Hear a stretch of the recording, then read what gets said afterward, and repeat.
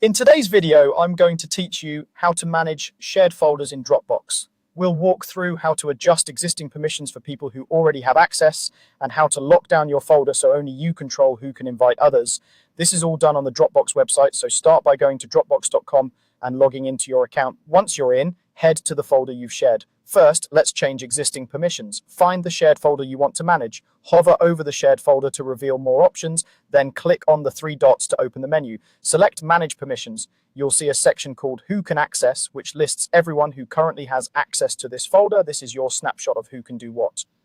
To adjust someone's access, find their name and click the drop-down next to it. If they can currently edit, it will say Can Edit. Change that to Can View. The update happens instantly. There's no separate save button, so take a moment to confirm the new role is applied.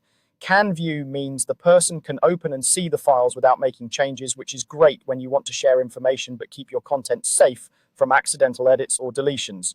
You can repeat this for anyone else in the list as needed, and it's a good idea to review this section occasionally to make sure permissions match your expectations. Next, let's lock down folder settings so you stay in control of who gets invited.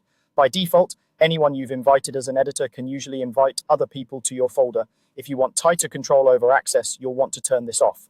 Open the Share menu by clicking Share on your shared folder, then click the gear icon to open Settings.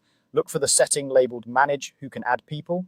Change the drop-down from Folder Members to Only the Owner. With that change, only you can invite new people or adjust permissions. Editors will still be able to work on files, but they won't be able to expand access to others, which helps prevent oversharing and keeps your data exactly where you want it. That's all there is to it. You've learned how to review and change someone from Can Edit to Can View and how to limit invitations so only the owner can add people.